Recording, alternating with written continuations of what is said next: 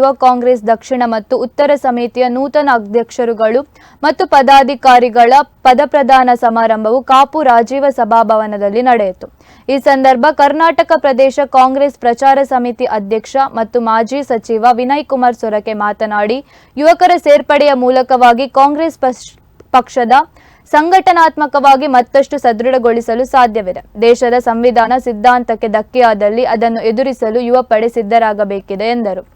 ಕಾಪು ವಿಧಾನಸಭಾ ಕ್ಷೇತ್ರ ಯುವ ಕಾಂಗ್ರೆಸ್ ಸಮಿತಿ ಅಧ್ಯಕ್ಷ ಮಹಮ್ಮದ್ ನಿಯಾಜ್, ಕಾಪು ಬ್ಲಾಕ್ ಯುವ ಕಾಂಗ್ರೆಸ್ ದಕ್ಷಿಣ ಸಮಿತಿ ಅಧ್ಯಕ್ಷ ಗೌರೀಶ್ ಕೋಟ್ಯಾನ್, ಉತ್ತರ ಸಮಿತಿ ಅಧ್ಯಕ್ಷ ಶರತ್ ನಾಯಕ್ ಮತ್ತು ಅವರ ತಂಡಕ್ಕೆ ನಿರ್ಗಮನ ಪದಾಧಿಕಾರಿಗಳು ಅಧಿಕಾರ ಹಸ್ತಾಂತರಿಸಿದರು.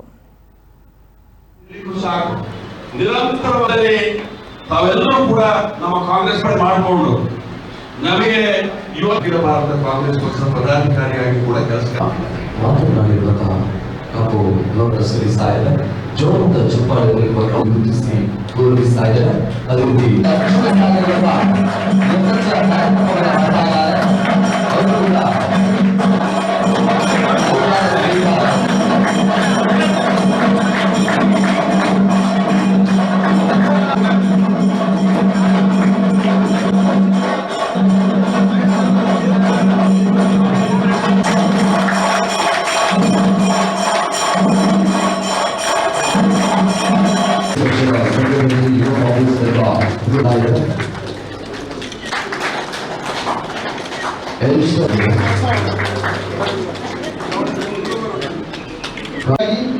ಯುವ ಕಾಂಗ್ರೆಸ್ ಸದಸ್ಯರಾಗಿ ಸಂಘಟನಾತ್ಮಕ ಯೋಗದಂತೆ ಜನರೊಂದಿಗೆ ಬೆರೆತು ಅವರ ಸಮಸ್ಯೆಯನ್ನು ನಿವಾರಿಸುವ ನಮ್ಮ ನಾಯಕರು ನಾವೆಲ್ಲರೂ ಒಂದೇ ಎಂಬ ಭಾವನೆಯೊಂದಿಗೆ ನಾವೇ ನಮ್ಮ ನಿರಂತರವಾಗಿ ಹರಿದು ಬರುವಂತಹ ನೀರಿನ ರೀತಿಯಲ್ಲಿ ಯುವಕರ ಸೇರ್ಪಡೆ ಆಗಬೇಕು.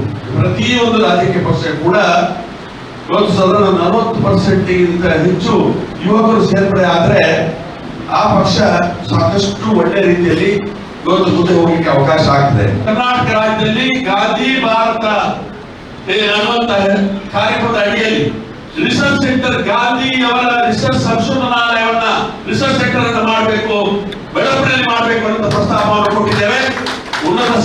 ನಾವೆಲ್ಲರೂ ಕೂಡ ಭಾರತೀಯರು, ನಾವೆಲ್ಲರೂ ಕೂಡ ಒಂದು ಕುಟುಂಬದ ಮಕ್ಕಳು ಅನ್ನುವಂತ ರೀತಿಯಲ್ಲಿ ನಾವೆಲ್ಲರೂ ಕೂಡ ಪಕ್ಷಕ್ಕೆ ಶಕ್ತಿ ತರುವಂತ ಕೆಲಸ ಮಾಡೋಣ.